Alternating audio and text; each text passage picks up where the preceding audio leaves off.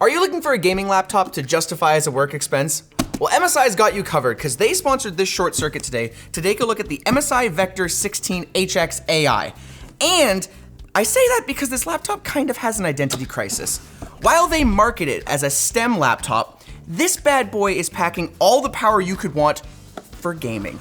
We're gonna open it up here and holy crap, that is a huge power brick.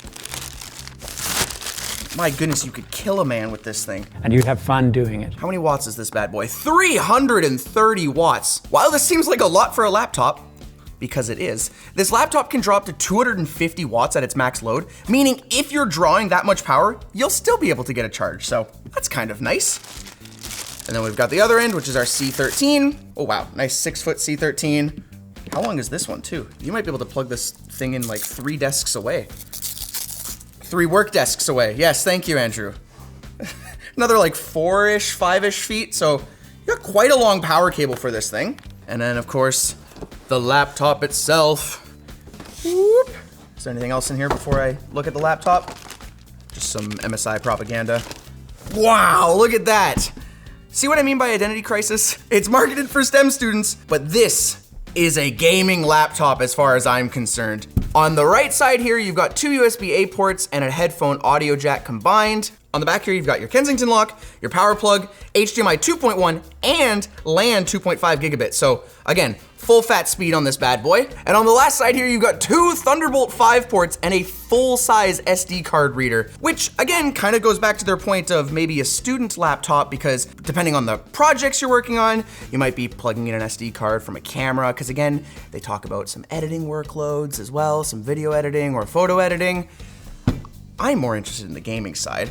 Oh my gosh, these hinges are like crazy. I don't know if I'm gonna be able to get them really good on camera. These hinges are kind of crazy, like a full 90-degree hinge. They look super cool. If you'll find it's got that one-handed laptop open, that's always nice to see. It lifts it a tiny bit, but that's fine. I call that passable. As for the screen itself, well, that is quite strong actually. Even though it's only held on by the 2 little hinges here, I'm moving the laptop more than I'm like twisting the actual screen. And on the bottom, oh, whoa. Oh, we're gonna have to open this bad boy up after. Can you see the heat pipes in there? Oh, it's really hard to see with it closed on camera, because this bad boy has kind of a crazy cooling system because it has to cool a 5080, specifically a 5080 that draws 175 watts, which, in case you don't know, is the maximum wattage that you can get on a mobile 5080. As well as cooling the 5080, it also has a Core Ultra 9 processor, the 275HX in here, which is a 24-core processor. 8 of those are performance and 16 of those are efficiency cores, which again, just kind of speaks to how much power this bad boy is gonna be drawing. Man, I don't know how much I can wait. I kind of want to just get right into this. By the way, investment disclosure, Linus is invested in Framework laptops. Man, actually doing another tour of the outside, look at how much space there is of cooling. I mean, I hope that translates to excellent cooling performance, but these bad boys got like full headers on this.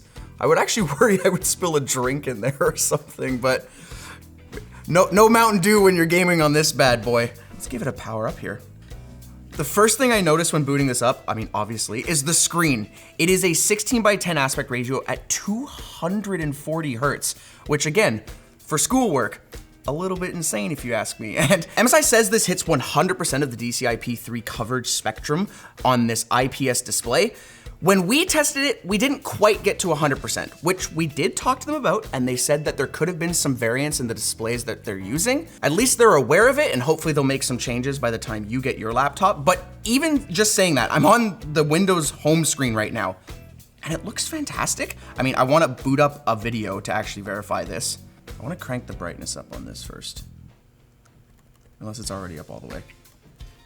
It was already up all the way. Okay, would have expected it a little bit brighter then, but it looks very good for watching this video that we're watching. We're watching the RE test footage, which is our HDR content, even though the screen isn't in HDR. The one thing I've noticed a tiny bit again is in these black bars, it almost gets a little bit, I don't wanna say cyan like the Framework laptop had, but like it's not quite a solid deep black. I mean, it's not an OLED display, so I wouldn't expect it to get super, super black there. Could be a little distracting, especially since I actually can see it more on the camera than in front of me. But right here, I can almost see the RGB backlight like reflecting on the bottom of the screen. So maybe you want to turn yours off. I was gonna comment on the keyboard and trackpad, but one thing I'm hearing just now is the fans are on.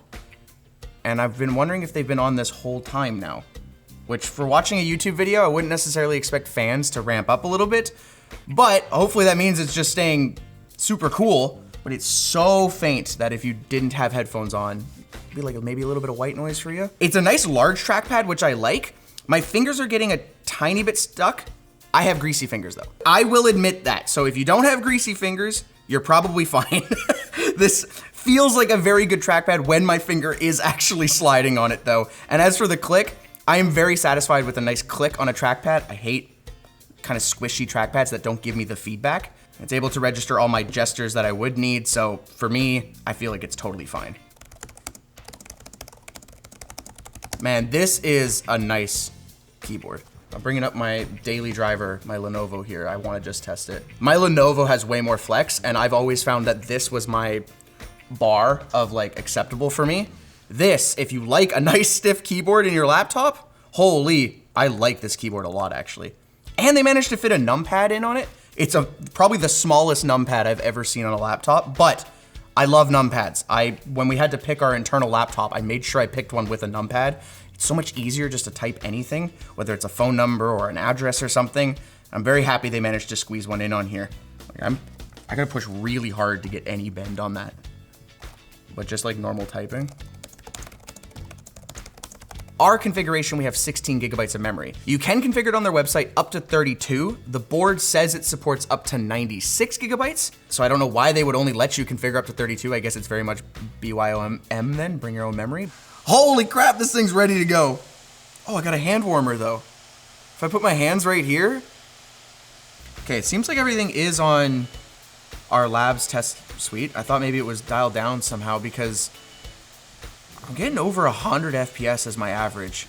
And on this display, it looks really, really good. Oh, I had a little hitch there, but I was loading something, so understandable.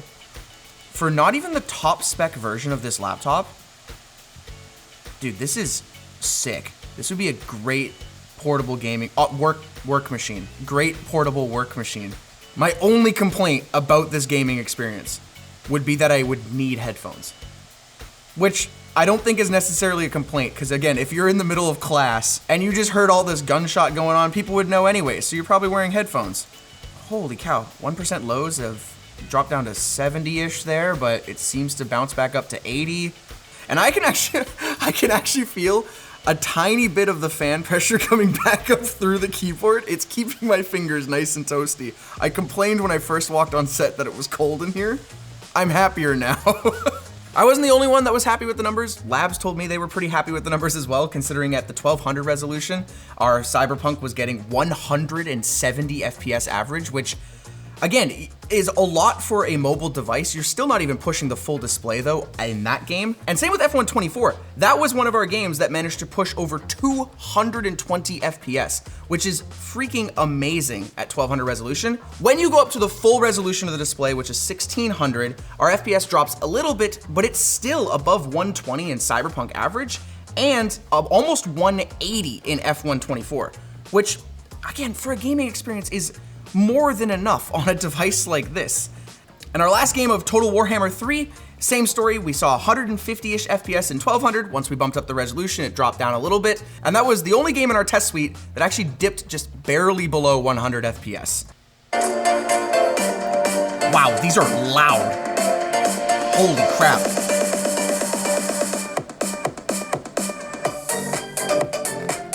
Oh, that's a lot of bass though. That's a lot of bass in that laptop, and they are very loud. So my point stands earlier. If you were playing Cyberpunk on these speakers in your class, they would probably drown out that fan noise. I'm gonna drop it down to 50%, which is what I often find is like the sweet spot for mobile devices. It's still very loud at 50% YouTube.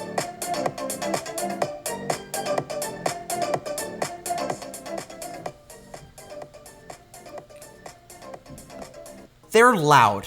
I think it's too much bass for my personal liking, but I think once you dial it down a little bit, I don't think it overpowers it anymore, so I think it's totally fine, but to each their own. Don't listen to it on full volume then, I guess. As for the webcam on this thing, this is what I look like. It's a webcam that is good enough for the school work that you will be doing on this laptop. I would not record a professional YouTube video on it like I am right now, but let's make sure my kill cam works. I hope that worked. And turn it back on. Hey, there we go, I'm still recording. Does this have a microphone kill switch? I don't see one at immediate glance, which might be a turn off for you, but at least you have a hardware covering the camera, which is really important. Now comes my favorite part. To suffocate this thing until it turns off. Beauty. Those are some thick feet, actually. I never even realized. Oh, look at those feet. My goodness, that way, hopefully you'll have lots of clearance. We're on a squishy mat, so that might not be the best, but you should have plenty of airflow on the underside. Let's open this up. Where's my screwdriver? Oh, finally. My goodness, that took me a bit to get into, but I did have to take off the hinge in order to get at some of the clips under here. Now that I have the back panel off, it looks really good. So you got your two SSD slots right here. You have your Wi-Fi. This is our Wi-Fi 7 chip here. And I'm just looking overall, where's our battery size here? 87.4 watt hour battery. That's a bit smaller than I would expect in a device like this. I think the legal limit for like airplanes is 99 watt hours, which I guess, I don't know, maybe if you're just taking it around for LAN, you're always plugging it in. You're probably gonna have to plug it in though. If you're just using the iGPU on this bad boy and you're idling, just watching a YouTube video, you get 6.5 hours of battery. If you decide to use the dedicated GPU, that number goes all the way down to 2.5 hours of battery. I won't lie, MSI, I'm a bit disappointed in that, but I kind of understand your vision if you're plugging this in and always using it, because then you don't have to worry about it. But if this is supposed to be a student laptop, like you're gonna use it, right, viewer? That might be a little bit of a concern for you. So always keep your power cord, I guess. Under here, I'm assuming, yeah, that's our memory, which again, you can swap out for any other SODIMM, and this confirms, yes, this is 16 gigabytes total for us here. While I just mentioned the battery results, I might as well talk about the display results as well. And across the board, it seems to hit about 500 nits, which is what was advertised from MSI, so that's positive that it hit our brightness, but I was onto something again when I talked about the black bars on the YouTube video. It seems to again trend a little bit above average, which kind of gives it that little bit of a cyan, blue, gray tint, especially in the max brightness. Again, it's not an OLED panel, so I wouldn't expect perfect blacks, but if you're gonna use this for any sort of color correcting, you might wanna be a little bit careful on that, but for gaming performance, it's gonna look beautiful. And I thought it looked incredible, even in just that quick demo in Cyberpunk, and I'm sure any other game that could push this thing to 240 hertz, for example, or just with a little bit of ray tracing, is gonna look immaculate. I'm also gonna call MSI out on one more thing. Even though they sponsored, again, thank you guys very much. They mentioned that you can put these two M.2 drives into something called a Super RAID 5, which basically is a RAID 0, except you get to use the speed benefits of having that PCIe Gen 5 slot, because one of them is Gen 5, one of them is Gen 4. So if you're reading that and a little bit confused, it's not actually RAID 5, which MSI, just call it faster RAID 0. Don't confuse the user in my opinion, but it is nice that you are able to RAID them together if that's something you're wanting to do. I know some other boards in this market might not actually be able to RAID the two M.2s together, so at least you're getting that. Overall, for gaming, this thing is pretty sick. I'm not, again, sold on the whole for STEM students or for school research, but I'm sure that if you wanted to still do some rendering, whether that's video editing or 3D modeling, CAD work, this bad boy is gonna be able to do it totally fine for you. And MSI is trying to be competitive in the market by pricing this specific SKU at $2,400-ish US dollars. Again, you can change that depending on the GPU versus how much RAM or storage you can get. And for that price with a 5080, that's cheaper than some other laptops we've looked at that had a 5070. So that seems pretty in line with them wanting to be competitive. If this one is too much for you though, they have a slightly more affordable laptop called the Cyborg A15 AI, a little bit less powerful, but again, it might be more affordable for you. If you're interested in checking out either one of these laptops, we're gonna have them linked down below. Thanks again, MSI, for sponsoring this video. Let me know what you guys thought about these down below. And if you liked the video, subscribe for me. It would mean a lot to me. Bell might break my knees if you don't.